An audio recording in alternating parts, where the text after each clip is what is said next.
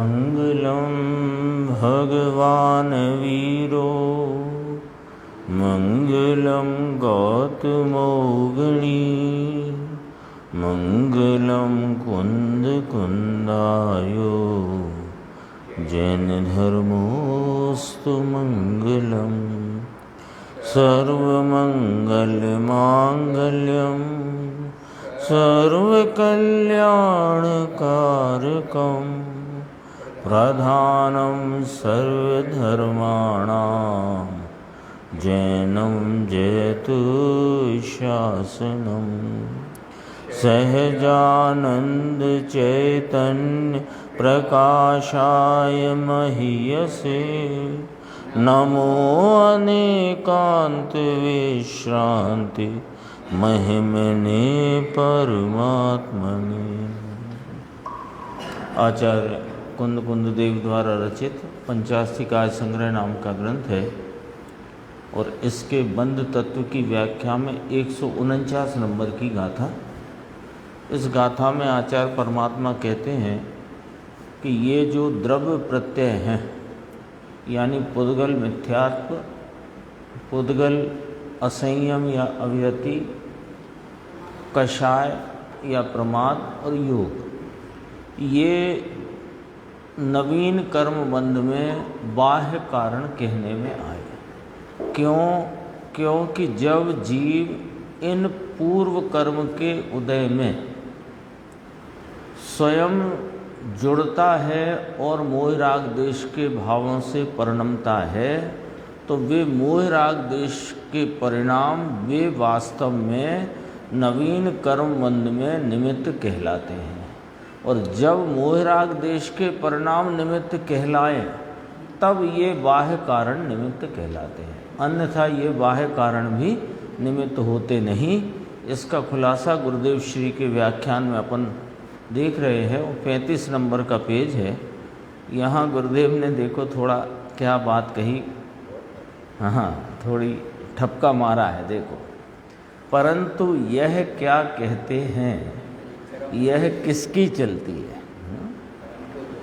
तुम कर्म को दोष देते हो ना, हम क्या करें, दर्शन मोहिनी का उदय तीव्र है तो हमको सम्यक्त नहीं होता या मिथ्यात्व चला आता है, मिथ्यात्व टलता नहीं, तो उसको ठपका दिया। ये क्या कहते हैं, किसकी चलती है? तूने तुझ में विपरीतता चलाई है, लगाई है, कोई कर्म वर्म बाधक नहीं है, ऐसा कहते हैं मोहन भाई। ये तो प्रकार करते हैं ना जहाँ और तहाँ, अरे भाई ढके कर्म ऐसे उदय में आए, यानी हमारे ज्ञान का हीना क्षयोपशम है तो कर्मों ने मेरे ज्ञान को ढक दिया है, दर्शन को ढक दिया, मेरे वीर को ढक दिया, ऐसा कर्म पर आरोप लगाते हैं। ढका है कर्म ऐसा उदय में आए, ये ढके कर्म की खबर पड़ती नहीं भाई। ऐसी बातें फुर्सत में हो तब महिलाएं करती हैं ना मुफ्त की। ऐसे आदमी भी स्त्रियों जैसे होना भान बिना के, वे भी ऐसी बातें किया करते हैं। ये कर्म बापू कठोर हों और बांधे हुए हैं ना, अपन नहीं बांधे हैं ना, तो अपने को ही तो भोगना पड़ेंगे ना। ऐसे निद्दत और निकांचित हो वे अपने को भोगना पड़े। भगवान कहते हैं कि तुझे ऐसा किसने कहा मूर्ख? किसने कहा? किसने कहा तुझसे कि कर्म ये जो पड़े हैं सत्ता में और वे उदय रूप परिणाम को प्राप्त हुए, उसके कारण तेरी पर्याय में कोई भी नुकसान, घात, अभाव या उस ज्ञान की अवस्था में हीनता, दर्शन की अवस्था में हीनता, वीर्य में हीनता उससे होती है? किसने कहा ये तुझसे? है ना, भगवान कहते हैं, भगवान पूछते हैं कि तेरे से ऐसा किसने कहा? मूर्ख ऐसी बात लाया कहाँ से? किसी के पास तूने सुनी होगी, मूर्खों के पास, मूर्ख से सुनी हुई ये बात है। वस्तु का स्वरूप ऐसा नहीं। तो भगवान कहते हैं कि हमने कहा नहीं है और ऐसा है नहीं है। बोलो, जितनी ये कितना करुणा भी है और ठपका भी है। कहाँ सुनी तूने? मूर्खों के पास सुनी होगी ये वाली बात। वे ही करते हैं, ये ऐसी बात है कि कर्म के कारण से मेरे धर्म की प्राप्ति नहीं, कर्म के कारण से मेरे ज्ञान की अवस्था हीनी है, कर्म के कारण मेरा दर्शन गुण का परिणमन हीना हो रहा है। ये बातें भैया हमने तो कही नहीं और ऐसी है नहीं, है ही नहीं ऐसा। कोई कर्म का उदय आए, तुम तुम्हारे स्वभाव को लक्ष्य में लो, तो वो कर्म जो उदय में आया है वो स्वयं अकर्म रूप होने आया है, खिर जाएगा। तुम तुम्हारी संभाल करो, तुम अपने स्वरूप को संभालो, जो कि स्वरूप है ना, उसमें तो नियम सार में तो बहुत गूंज उठी, परम पारिणामिक भाव स्वरूप है, जो चार भावों से अगोचर अगम्य है। ऐसा अपना परम पारिणामिक स्वभाव भाव, उसकी संभाल करो। उदय को क्या देखते हो? देखो आगे पेज नंबर 36 है, इसमें बात कही वही जो गाथा का मूल भाव है। इन चार प्रकार के द्रव्य हेतुओं को यानी द्रव्य प्रत्ययों को 8 प्रकार के कर्मों के कारण रूप से बंध हेतु कहे हैं। देखो ये गौमठ सार में ऐसा कहा है, उसका स्पष्टीकरण हम यहाँ करते हैं। आचार्य अमरचंद्र देव कहते हैं, कुंद आचार्य देव कहते हैं कि गौमठ सार में ये वाली बात बाह्य कारण पने अथवा गौण निमित्त पने, ये बात वहाँ गौमठ सार आदि ग्रंथों में कही है। क्या कही है? कि ये मिथ्यात्व, असंयम, कषाय और योग, ये 4 प्रकार के पुद्गल रूप कर्म के उदय भाव जो पुद्गल के परिणाम हैं, उनको नवीन जो 8 प्रकार के कर्मों का बंध होता है, उसका गौणपने अथवा बहिरंग कारणपने कहा गया है। तो जो कारण कहा उसका हम यहाँ स्पष्टीकरण करते हैं ना। देखो वहाँ कहा है गौमठ सार में कि मिथ्यात्व, अविरत, प्रमाद, कषाय, योग, कषाय मात्र में ही प्रमाद आ गया है ना। ये 4 प्रकार के जड़ कर्म 8 नए कर्मों के बंध के कारण कहे हैं। कहाँ? गौमठ सार में। ठीक है, उन्हें भी बंध हेतु पने के हेतु किनको? वे पुराने कर्म जो नए का बंध होता है उसका हेतु गौमठ सार जी में पुराने कर्मों को नवीन 8 प्रकार के कर्म बंध का हेतु कहा है। तो उसका हेतु वास्तव में तो यथार्थतया तो इस गाथा की टीका में कहा निश्चय हेतु तो जीव भाव भूत रागादिक हैं। ये आत्मा मिथ्यात्व और राग देश भाव करे, कहाँ करे? पर्याय में करे, तब नए कर्म के बंधन में पुराने कर्म को तब बाह्य कारण कहा जाता है। हाँ, बस तो वो तो व्यवस्था तो ऐसी बताई, पर संक्षिप्त में कथन ऐसा किया।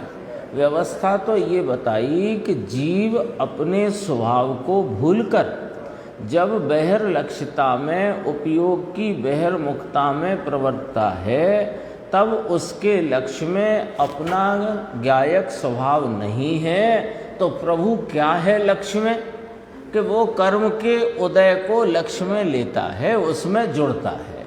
तो कर्म का उदय इसके बहिर्मुख भाव के काल में उत्पन्न हुए मोह राग देश के परिणाम में अनुकूल होने से निमित्त कहा गया।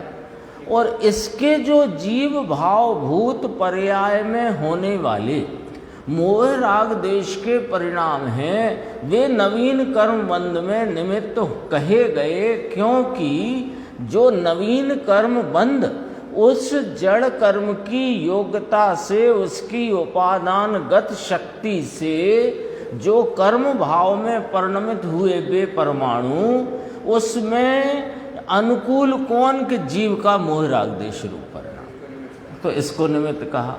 तो जीव का मोह राग देश को सेंटर में रखो, इसका निमित्त पुराना कर्म और ये नवीन कर्म का निमित्त। व्यवस्था तो ये है, नक्शा तो ये है कर्मबंध प्रक्रिया का।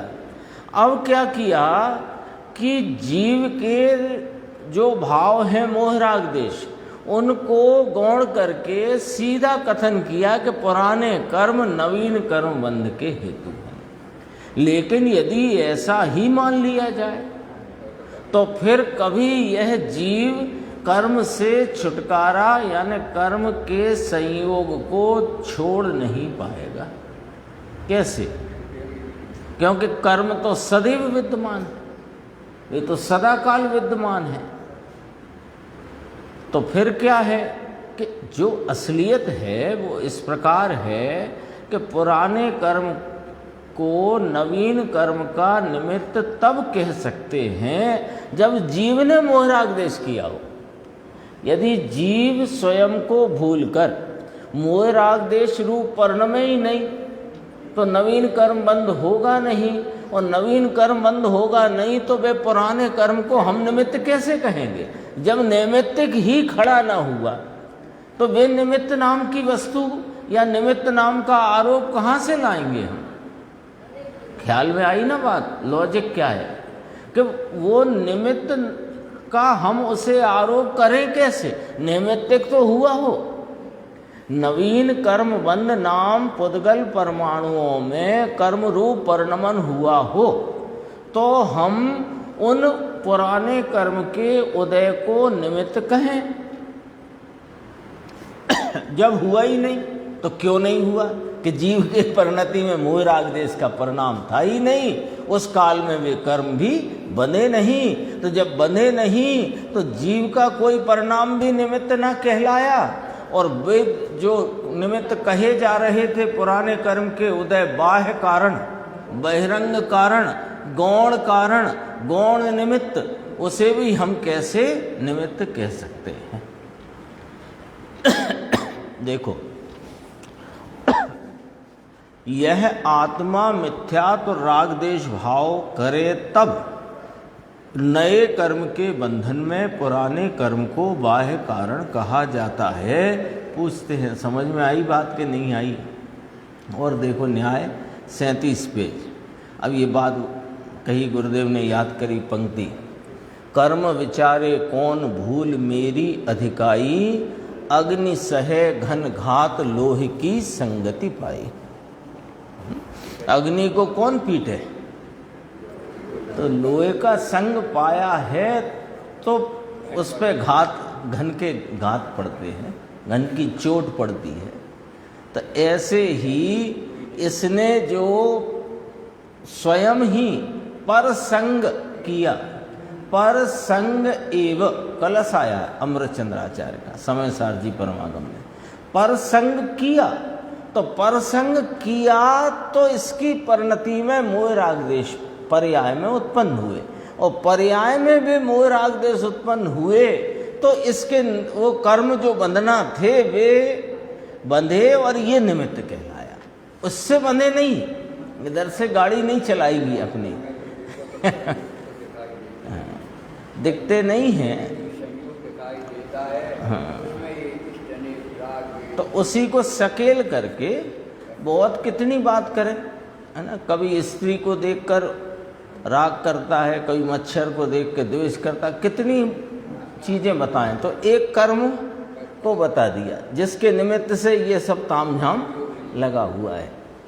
अब देखो, इसी प्रकार आत्मा विकार के भाव कर्म का संग करे तो उसे दुखदायक है।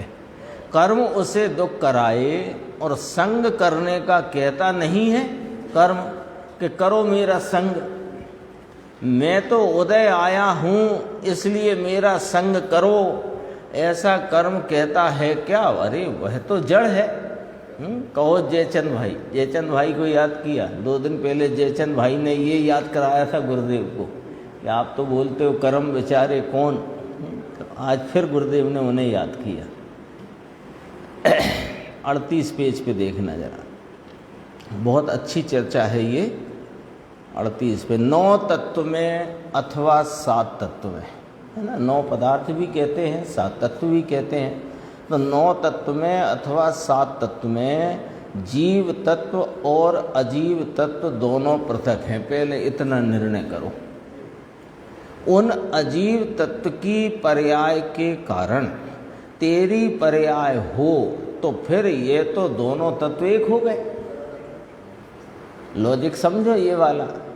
जीव तत्व और अजीव तत्व ये दोनों पृथक हैं, भिन्न भिन्न हैं, न्यारे न्यारे हैं। अब जीव की मोह राग देश की पर्याय से अजीव के कर्म रूप परिणाम हो अथवा अजीव के कर्म रूप परिणाम के उदय रूप परिणाम के निमित्त से जो जीव के परिणाम कहे, तो तुम यदि उनके कर्म के कारण जीव की परिणति में विकार मानो कि कर्म ने विकार कराया, तो फिर 2 तत्व एक हो गए, 2 नहीं रहे। 2 नहीं रहे। क्यों? कि ये एक न्याय है कर्ता कर्म का। कर्ता कर्म का न्याय है व्याप्य व्यापकता का। यानी व्याप्य रूपी कर्म में कर्ता नियम से व्यापक होता है, ये न्याय है। तो घड़े का कर्ता कुम्हार के ना, यदि घड़े का कर्ता कुम्हार को मानोगे तो कुम्हार को घड़ा होना पड़ेगा। क्यों? कि घड़े रूपी कार्य नाम व्याप्य में उसे व्यापक होना पड़ेगा। तो फिर नतीजा क्या निकला कि जिस कार्य में जो व्यापक हो वो उसका करता है, या परिणमति सा करता। अथवा इस तरह से समझो, व्याप्य नाम कार्य, व्यापक नाम कर्ता। कार्य में जो कोई कार्य हो, मोह राग देश का कार्य हो, तो आप बताओ कौन व्यापक है? जीव स्वयं व्यापक है कि पुद्गल कर्म व्यापक है? जीव व्यापक है। अब आप कहोगे कि वहाँ कर्ता कर्म अधिकार में तो पुद्गल को व्यापक कहा। वो तो ये अपना स्वभावभूत अनादि अनंत ज्ञायक तत्व, इसकी स्थापना के लिए कहा, दृष्टि के विषय के लिए कहा, प्रयोजन की मुख्यता से प्रयोजन को सिद्ध करने कहा। दरअसल में तो मोह राग देश का जो मलिन परिणाम जीव की पर्याय में हुआ, उसका कर्ता जीव है। क्योंकि उस कार्य रूप व्याप्य में व्यापक तो जीव है, पुद्गल कर्म तो व्यापक नहीं। तो पुद्गल कर्म किस में व्यापक है? कि वो उदय रूप अवस्था में व्यापक है, या कि प्रकृति प्रदेश स्थिति अनुभाग रूप अवस्था में व्यापक है।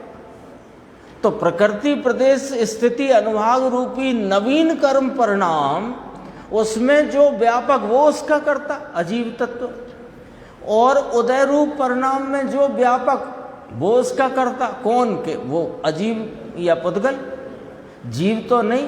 अब तुम यदि उदय से जीव का विकार मानो और विकार से नया कर्म बंधन मानो, तो तुमने 2 तत्व एक कर दिए। मूल बात है ये, सामान्य बात नहीं है। हाँ, वो तो पुद्गल व्यापक कह करके ये जो रागादि में एकत्व करके पड़ा है, इसके लिए। हाँ, स्वभाव से हुआ नहीं, रागादि तेरा स्वभाव नहीं, रागादि से एकत्व तोड़ो। अब ये रागादि से एकत्व तोड़ने के चक्कर में कर्मों से एकत्व कर बैठा। ख्याल में आई बात? देखो दोबारा से, ये 2 पंक्ति में ही समझो पूरे जिन शासन का सार है। ऐसा आता है ना, कौन से ग्रंथ में गाथा है, शायद स्टोपदेश में है, दे जुदा पुद्गल जुदा यही तत्व को सारा, बाकी जो कुछ है सही या ही को विस्तार। स्टोपदेश में है या समाधि तंत्र में है, ऐसे पूज्यपाद स्वामी की गाथा है। पर है ये तो प्रसिद्ध है जहाँ भी हो। तो देह जुदा पुद्गल, वो देह जुदा, जीव जुदा और पुद्गल जुदा। तो ये जो बात आई, यही वाली बात यहाँ कही गई है। क्या कहा? 7 तत्व में जीव तत्व और अजीव तत्व दोनों पृथक हैं। उन अजीव तत्व के पर्याय के कारण तेरी पर्याय हो तो ये तो दोनों तत्व एक हो गए, तो 2 तत्व भिन्न रहे नहीं। अब कर्म का उदय वह कौन है भैया? तो कहा वह जड़ तत्व है। और तेरा विकार करना, तेरी पर्याय में विकार की उत्पत्ति होना, वह चैतन्य का विकार है, वह आश्रव भाव है, वो भावबंध है या बंध भाव है। भाव आश्रव, भावबंध कहो या आश्रव बंध भाव कहो। जीव की परिणति में उत्पन्न होता आश्रव भाव, बंध भाव। अब उस दूसरे तत्व से दूसरे में हो, यानी कि चैतन्य के विकार से कर्म बंध का परिणाम हो और कर्म के उदय से चैतन्य का विकार हो। यदि ऐसा मान्यता में रखोगे तो तुमने ये माना कि दूसरे तत्व से दूसरे में कार्य होता है। ये माना कि नहीं माना? तो ऐसा भगवान ने किसी शास्त्र में नहीं कहा। तो आप तो कह रहे गोमट सार में कहा कि कहा सो तुम समझे नहीं, कहा सो तुम समझे नहीं। जो करणान योग आदि सिद्धांत ग्रंथ हैं उनमें निमित्त की प्रधानता से कथन है। तो ये तो तुम्हें खोजना पड़ेगा कि एक द्रव्य दूसरे द्रव्य को छूता नहीं, स्पर्शता नहीं, उसके कार्य को करता नहीं। जब एक द्रव्य से दूसरे द्रव्य के कार्य की उत्पत्ति का कथन आए तो हमें समझना पड़ेगा कि ये निमित्त की ओर से कथन है, ये वास्तविकता नहीं है। तो अपने को जानना पड़ेगा। हर लाइन पे थोड़ी लिखेंगे। हम व्यवहार से कहते हैं ये असद्भूत उपचरित है, ये असद्भूत अनुपचरित है, हर पंक्ति में थोड़ी कहेंगे।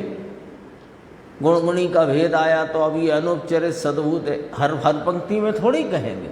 एक बार बता दिया, अब आपको भी तो समझना पड़ेगा ना।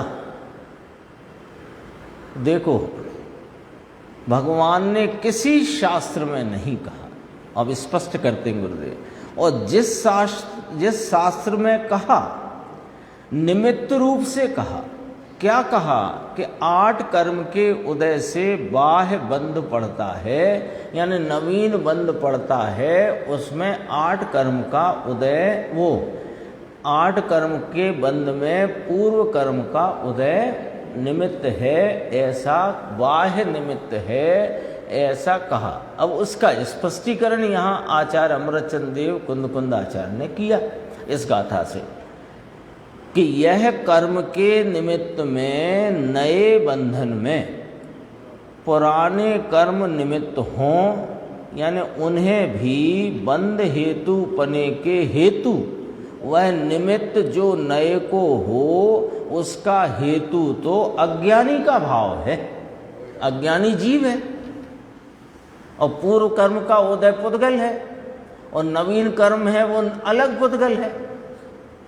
जो पूर्व कर्म का उदय आया वो भिन्न पुद्गल, और विकार हुआ जीव की परिणति में अज्ञान भाव से वो चेतन का विकार, और जो नवीन कर्म बंधे वे अन्य पुद्गल। तो अलग अलग है ना सब। तो वह अज्ञानी का भाव कौन सा? कि जीव भाव भूत रागादिक हैं। राग द्वेष मिथ्यात्व भाव है। यदि मिथ्यात्व भाव और राग द्वेष जीव करे तो नए कर्म को, यानी नए कर्म बंध में पुराने कर्म को निमित्त रूप बाह्य पने, बहिरंग निमित्त पने कहने में आता है। तो कहना क्या चाहते हैं कि 2 तत्व न्यारे न्यारे हैं। इस बात को अपनी बुद्धि में बहुत ही दृढ़ता से स्थापित करो हैं। और ये जो शास्त्र में कथन आया कि पूर्व कर्म का उदय नवीन कर्मबंध को निमित्त कहा, तो उसमें ये बात समझो कि जब जीव पूर्व कर्म के उदय भाव में जुड़ता हुआ अपनी पर्याय में मोह राग देश भाव से परिणमता है, उस समय जो नवीन कर्म परमाणु कर्म पुद्गल वे कर्म रूप परिणमते हैं, उसमें जीव का मोह राग देश भाव वास्तविक निमित्त है, तब उनको पूर्व कर्म के उदय को निमित्त का आरोप दिया जा सकता है ना। अकल अपन ने पांडव की बात की थी, पांडवों की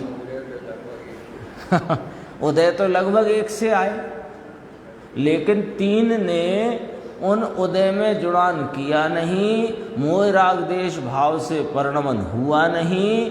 मोह का यहाँ राग देश ही लेना है ना, वे तो सब ज्ञानी धर्मात्मा और आत्मा आराधक थे ना, तो जो राग देश भाव में वे जुड़े नहीं, तो उनके तो नवीन कर्म बंद हुआ नहीं, तो पुराने कर्म का उदय निमित्त भी कहने में आया नहीं। और 2 को 33 सागर का आयु बंध हुआ, तो उनको नवीन आयु बंध हुआ ना, तो उनको पुराने कर्म का उदय हेतु पने में निमित्त पने में बहिरंग निमित्त रूप से आरोपित किया जा सकता है। देखो, नहीं करेगा तो क्या करेगा? यदि जीव मिथ्यात राग देश नहीं करेगा तो पुराने कर्म वे तो खिरने ही आए हैं, सो खिर जाएंगे, वे तो आए ही खिरने नए बंधे नहीं, है ना। तेरे अधिकार की बात है भैया, पुराने कर्म का उदय तेरा बाल माँ का कर नहीं सकता और उसके उदय को तुझे रोकने की जरूरत नहीं है। वे तो अपनी स्थिति पाकर स्वयं अकर्म रूप परिणमने के लिए अपनी उपादानगत योग्यता से परिणमते हैं। तुम्हें क्या करना कि तुम्हें तुम्हारे अधिकार क्षेत्र में रहो ना, तुम अपने चैतन्य अभेद अखंड जो अपना अघटित घाट स्वरूप अकृत्रिम स्वभाव है, उस स्वभाव का आलम्बन लो, तो उनका क्या होगा कि वे खिर जाएंगे और नवीन बंद होगा नहीं। तो वो पानी की टंकी का उदाहरण सबको स्पष्ट ही है। जब ऊपर से पानी आ ही नहीं रहा और नीचे बह ही रहा है, तो वो तो खाली होगी ही होगी। अब ऊपर से भरे जा रही है, नीचे कितने ही खाली हो, मतलब वो बहता रहे, वो कभी खाली होगी नहीं। ये वाली बात है। देखो, ये गुरुदेव थोड़ा ख्याल कराते हैं। ये तो जैन में तो कितने ही तो ऐसा मानकर बैठे हैं कि अपने को कर्म हैरान करते हैं, अपने को कर्म हैरान करते। अपन तो कर्म के खिलौने हैं, अपन तो कर्म के खिलौने हैं। जैसा कर्म खिलाएगा वैसे खेलेंगे। हम क्या करें? हमें कोई क्रोध थोड़ी आता है, हमारा तो स्वभाव ही नहीं है क्रोध करना, हम तो क्षमा स्वभावी हैं। तो कर्म का उदय आया तो हमें क्रोध आ गया। अब कर्म का उदय आया, कर्म के उदय के निमित्त से बढ़िया हलवा पकवान रबड़ी आई, हमें थोड़ी कोई गृद्धता का परिणाम था, वो तो उदय ही ऐसा आया। हम तो खिलौने हैं उसके। तुम खिलौने हो अज्ञान के, भ्रांति के, गफलत के। तुम उस भ्रांति का सेवन कर रहे हो और भ्रांति में खेल रहे हो, और उस खेल का नतीजा ये है कि अनंत काल से 4 गति में धक्के खा रहे हो। तो अब क्या करना कि वो भ्रांति, भ्रम, गफलत मिटाओ। क्या गफलत है कि 2 तत्व न्यारे न्यारे हैं और तुम 2 को एक मानते हो। ये पहले में पहली बात, पहले में पहली बात। 2 न्यारे हैं कि नहीं? और 2 न्यारे को एक कैसे मान लिया तुमने कि इसका कार्य उससे और उसका कार्य इससे, तो तुमने 2 को एक कर लिया। और 2 को एक कर लिया तो 2 का न्यारापना तुम्हारे ज्ञान में रहा नहीं, तो यही भ्रांति खड़ी हो गई। तो फिर ये विकार का क्या करना कि विकार तेरा स्वभाव नहीं है। तो होता तो है पर्याय में, तो अरे पर्याय में होता है, पर्याय तो एक क्षण में मिट जाती है, तू तो त्रिकाली है। अब कहाँ चिंता रही? 3 बातें आ गई कि नहीं आ गई? 2 द्रव्य भिन्न भिन्न न्यारे न्यारे हैं, तो तुम जब अपने को भूलकर उनका लक्ष्य करते हो तो राग उत्पन्न होता है। तो राग स्वभाव में है क्या? कि स्वभाव में बिल्कुल नहीं। राग रूप स्वभाव कभी हुआ नहीं, और स्वभाव ने राग में प्रवेश न किया, राग ने स्वभाव में प्रवेश नहीं किया। तो राग कहाँ होता है? कि वो तो पर्याय में उत्पन्न होता है। तो पर्याय में तो होता है ना साहब, मेरी पर्याय में तो होता है, कि तेरी ही पर्याय में होता है, लेकिन तेरी पर्याय उस त्रैकालिक द्रव्य स्वभाव से न्यारी है, क्योंकि तू तो एक रूप रहने वाला सामान्य है, पर्याय विशेष है। तो तू सामान्य का अवलंबन ले, तो ये पर्याय विशेष में कोई ऐसा भाव होगा ही नहीं। होगा ही नहीं तो सारे झगड़े की जड़ ही मिट गई। सीधा उपाय है, कठिनता कहाँ है? कठिन तो हमने कर रखा है। अरे पहले बुद्धि में ये 3 स्तर का, 3 स्टेप का भेद ज्ञान दृढ़ता से स्थापित करो। हाँ, कर्ता कर्म अधिकार में राग की भिन्नता का अधिकार आ गया है, और 2 द्रव्यों की भिन्नता तो समय सारणी में प्रारंभ में ही स्पष्ट कर दी। 6वीं 7वीं गाथा में पर्याय भेद और गुण भेदों से भिन्न आत्मा दिखा दिया। फिर वो जो जितना व्यवहार है उसकी 8, 9, 10, 3 गाथाओं में विस्तार से समझाकर 11वीं गाथा में फिर सब ही व्यवहार अभूतार्थ कह करके ये कहा है ना, भूदत्त मस्जिदो खलु सम्मा दिट्ठी हवद जीवो, जो भूतार्थ के आश्रय से ही सम्यक दर्शन होता है। तो भूतार्थ कौन है? कि सब अभूतार्थ व्यवहार से भिन्न जो भूतार्थ सत साहेब एक अपना ज्ञायक भगवान वो विराजता है, उसका आलम्बन।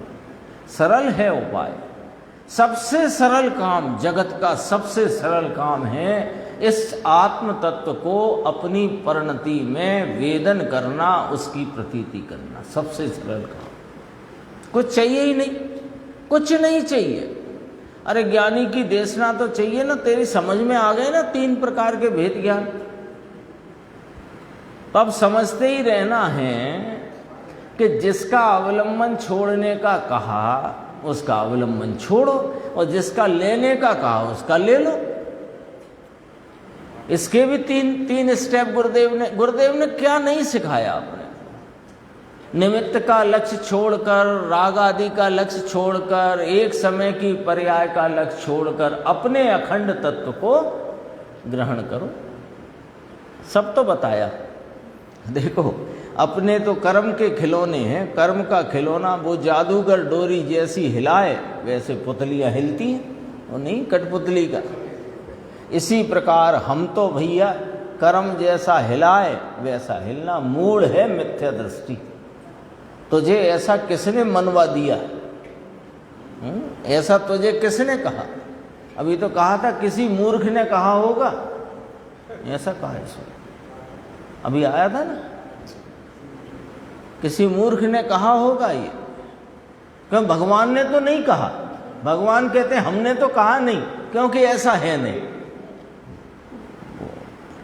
देखो ऐसे इसी पेज पे 39 पेज, ऐसे रागादिक भावों का अभाव होने से, जब रागादिक उत्पन्न ही ना हुए पर्याय में, क्यों ना हुए? स्वभाव का आलम्बन लिया तो रागादिक भाव उत्पन्न नहीं हुए। तो ऐसे रागादिक भावों का अभाव होने से द्रव्य मिथ्यात्व यानी जड़ कर्म का उदय, द्रव्य असंयम माने चारित्र का उदय, द्रव्य कषाय और द्रव्य योग के सद्भाव में भी जीव नहीं बंधते। जब रागादिक भाव परिणति में न हो, और ये तो बने हुए हैं, जड़ कर्म का उदय है, चारित्र मोहिनी का भी उदय है, द्रव्य कषाय द्रव्य योग का आत्म प्रदेशों का कंपन भी बना हुआ है, फिर भी जीव नहीं बनते। कहो इतनी तो बात, ये द्रव्य मिथ्यात्व, द्रव्य कषाय, द्रव्य योग समझ में आया? द्रव्य संयम अव्रत परिणाम जड़ के हो, जड़ के लेना यहाँ। जड़ के कौन से अवृत परिणाम है? चारित्र मोहिनी का जो उदय रूप परिणाम है वो जड़ का असंयम परिणाम है। जड़ के चारित्र मोह के, ऐसा होने पर भी जीव यदि मिथ्यात्व और राग देश भाव न करे तो बंध के कारण में वे द्रव्य प्रत्यय, वे द्रव्य कारण, वे द्रव्य निमित्त कहे गए, वे निमित्त भी नहीं होते। बहुत स्पष्टीकरण आया। देखो गुरुदेव ने एक बात कही, समाज में तत्व ज्ञान घट गया और बाहर की क्रिया कांड के थोता रह गए हैं। दिक्कत ये आ गई है, इसलिए ये मूल बात सुनने को कोई तैयार नहीं है। अगला प्रवचन है 48 नंबर, देखो ऊपर से करीब 12 पंक्ति छोड़कर। द्रव्य बंध और भाव बंध की क्या व्याख्या है, उसकी ये व्याख्या चलती। दोबारा लिया गुरुदेव ने ये 149 नंबर की गाथा को अगले प्रवचन में। अपन उसमें से मूल भाव देखते हैं। देखो कहते हैं कि भगवान आत्मा शुद्ध चैतन्य मूर्ति होने पर भी अनादि से उसका जहाँ भान नहीं, उसे मिथ्यात, अविरत, कषाय और योग ऐसे भाव उसकी पर्याय में करता है। ये जीव के परिणाम, मिथ्यात, अविरत, कषाय और योग, ये जीव के परिणाम। कर्ता स्वतंत्र होकर के ये जीव विकार करता है। लो, स्वतंत्र होकर विकार करता है ना। तो आप तो कहते हो परवस्था में करता, अरे ये परवस्था भी स्वस्था से करता है। पराधीन भी स्वाधीन पने होता है, पराधीन कोई इसे करता नहीं, स्वयं अपनी स्वाधीनता से पराधीन, पराधीन माने पर के संग में जुड़ता है, उपयोग को वहां जोड़ता है, स्वाधीन बने। बहुत गजब की बातें हैं। देखो वह विकार, जो विकार जीव स्वतंत्र होकर अपनी पर्याय में करता है, वह विकार नए द्रव्य कर्म को बाह्य निमित्त है। तथापि पुराने कर्म नए कर्म को जो बाह्य निमित्त हैं, उनकी अपेक्षा इसकी विशेषता बतलाने को पुराने 8 कर्म को नए बंध के बाह्य निमित्त कारण कहा। क्योंकि आत्मा यदि मिथ्यात्व और राग देश भाव करे तो नए कर्म को वे पुराने कर्म बाह्य निमित्त कारण होते हैं।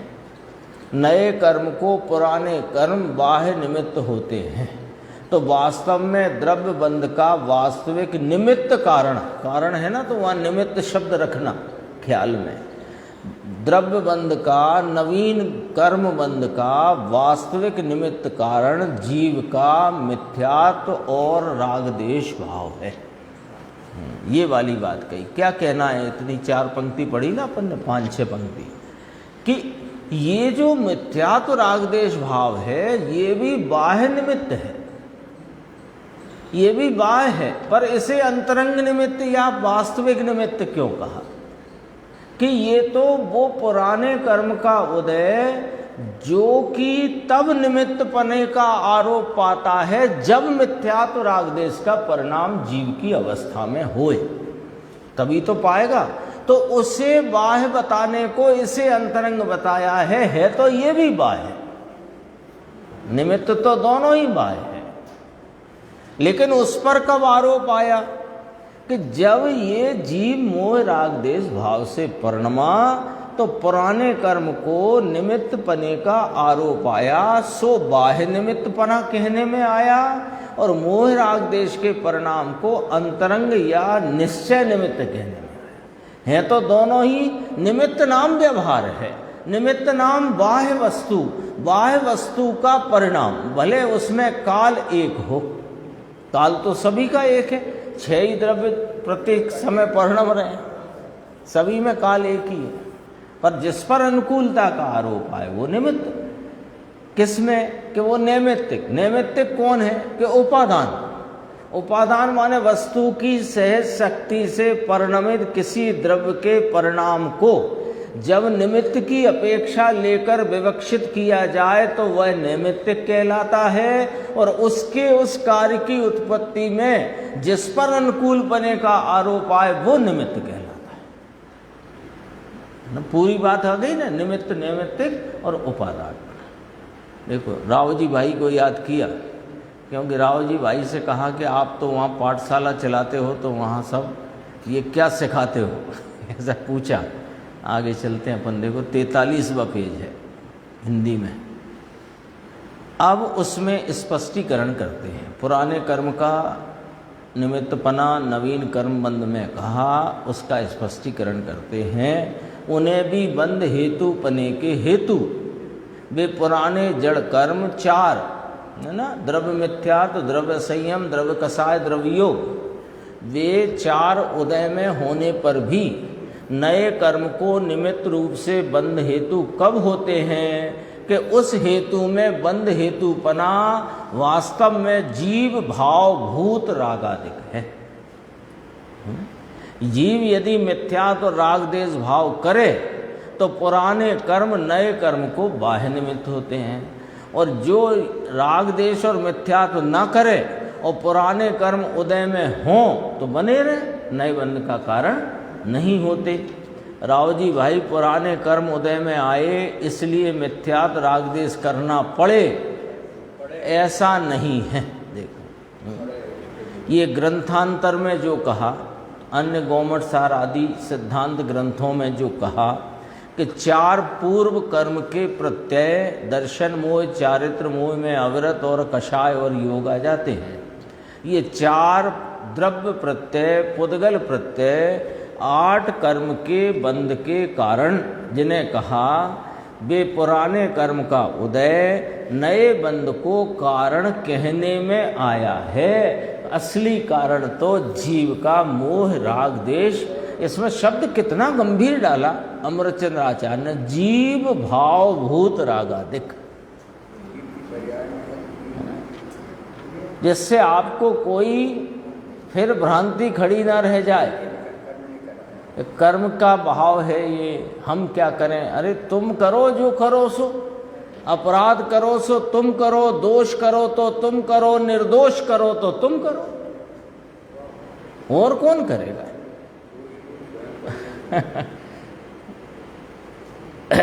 44वां पेज अगला। ये लोग कहते हैं ना, ये बात भी समझना, ये बहुत चलती है आजकल कर्म सिद्धांत की व्याख्या में, ये बात बहुत चलती है, इसकी भी असलियत समझ लो। ये लोग कहते हैं ना भाई कर्म का उदय आए इसलिए जीव को राग द्वेष करना पड़े, मिथ्या दृष्टि है वो जो कहता है, वो अज्ञानी है, भ्रांति में है, स्वयं भ्रांत है और जगत को भ्रांति फैला रहा है, कर्मों को दोष दे रहा है। अथवा कर्म का उदय आए, है ना, क्या ऐसे समझाए कि देखो जो कर्म का उदय आए तो डिग्री टू डिग्री विकार करना पड़े, डिग्री टू डिग्री। अरे डिग्री टू डिग्री थर्मामीटर आता है ना, शरीर में जितना विकार आए उतना थर्मामीटर में आ जाता है माप में।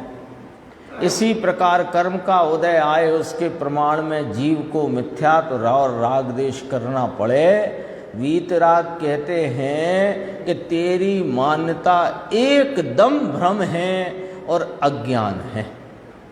राव जी भाई ऐसा ही चलता है ना, अभी सब ऐसा ही चलता है। फिर राव जी भाई को याद किया, देखो 45 पे फिर आगे अब लॉजिक रखते हैं कि ये भाव प्रत्ययों का अभाव होने से द्रव्य प्रत्ययों के विद्यमान पने में भी, द्रव्य प्रत्यय तो सदैव विद्यमान है ना, दर्शन मोह का उदय भी है, चारित्र मोह का उदय भी है, कषायों का उदय चल रहा है, आत्म प्रदेशों के कंपन के आलम्बन रूप ये शरीर आदि भी वहाँ हैं, कारमाण काय भी है, औदारिक व्यक्रिक शरीर भी है, उनका तो विद्यमान पना बना हुआ है।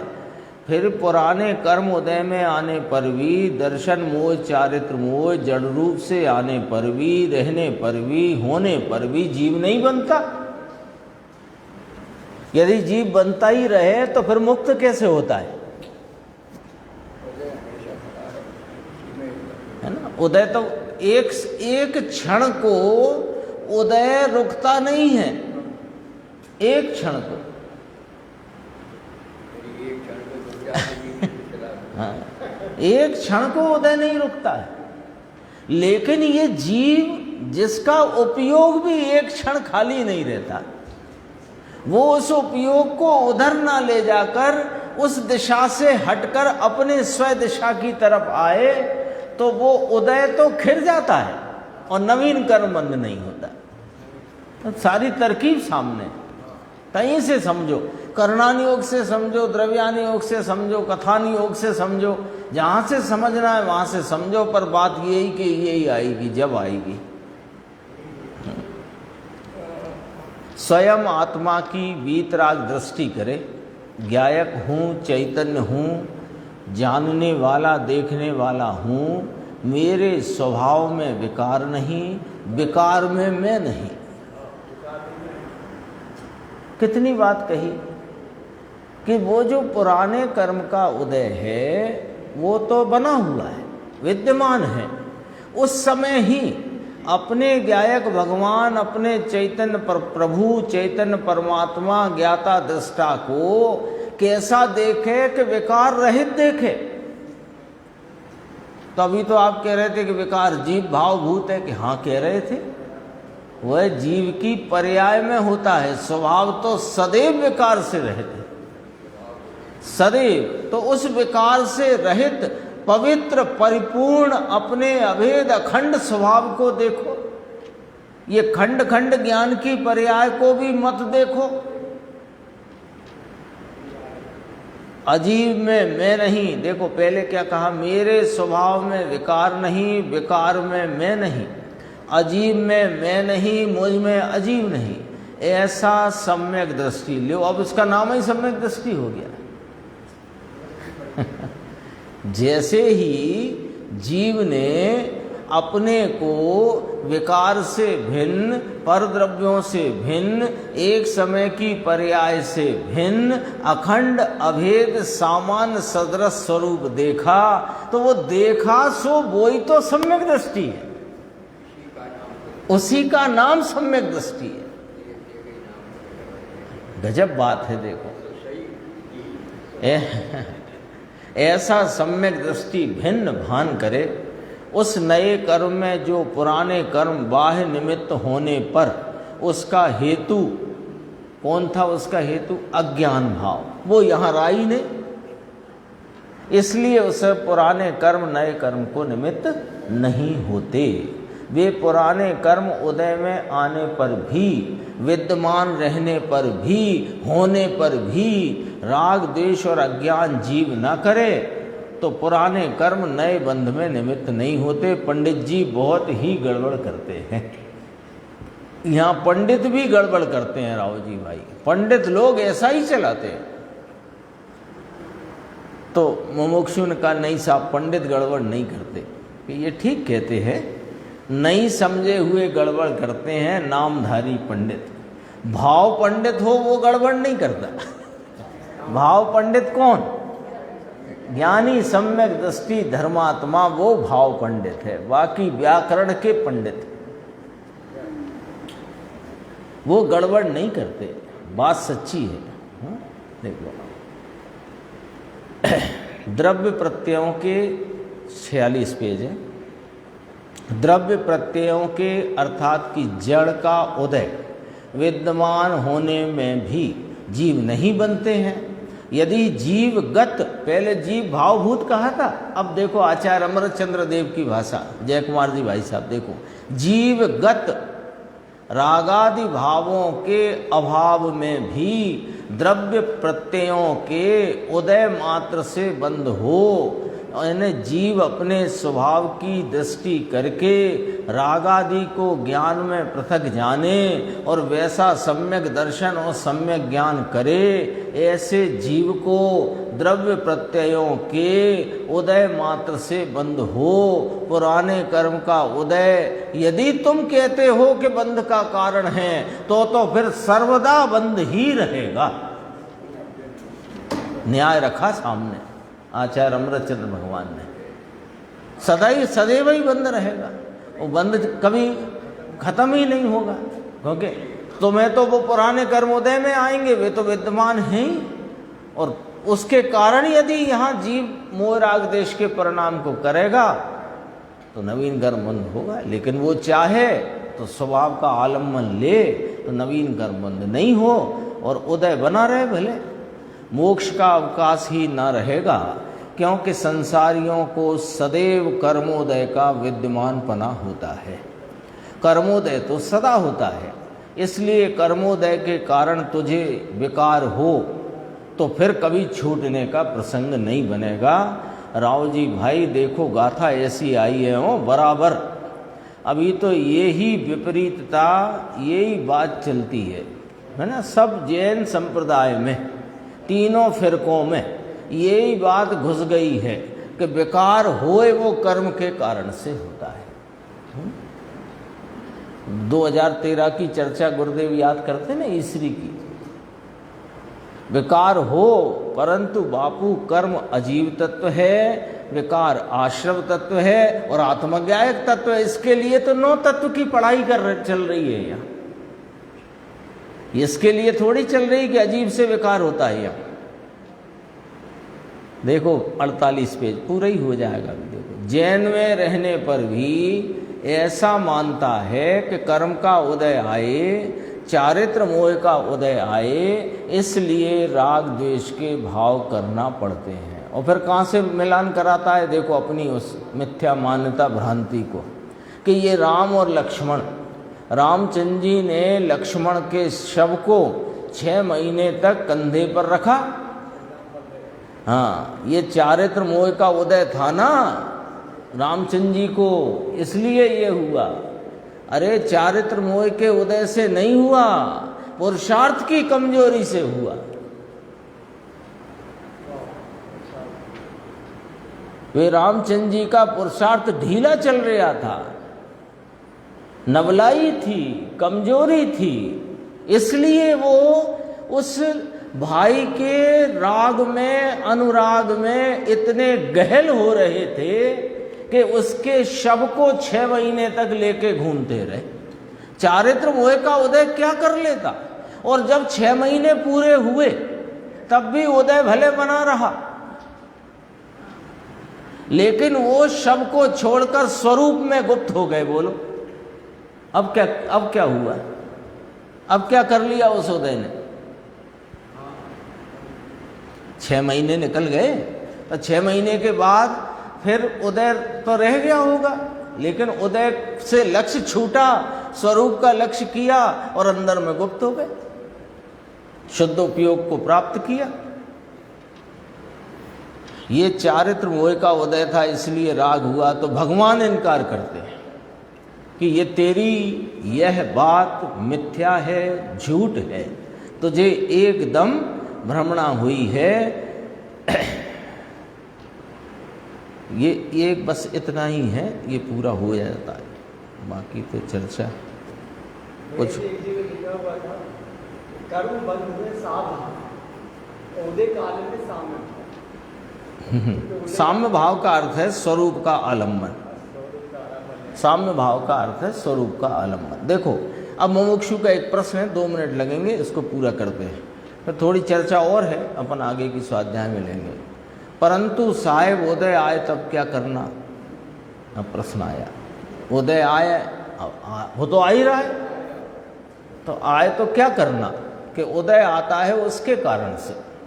उदय कहाँ आता है? जड़ में आता है। ये आत्मा अपने स्वरूप को भूलकर पुण्य पाप और पर को माने, पर को अपना माने तो मिथ्यात्व के कारण नया बंधन पड़ता है। पुराने कर्म उदय में आए, इसलिए मिथ्यात्व भाव करना पड़ता है, ऐसा नहीं है। ऐसा यहाँ इस गाथा में आचार्य कुंद भगवान को सिद्ध करना है।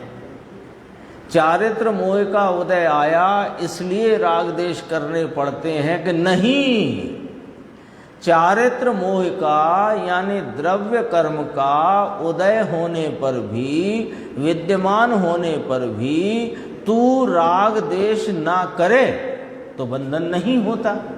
इसलिए उदय तुझे राग देश कराता है। ऐसा 3 काल 3 लोक में वस्तु में नहीं है भाई। समझ में आया? देखो ना क्या कहते हैं यहाँ आचार्य। यहाँ तक अपनी चर्चा आई, शेष चर्चा आगे की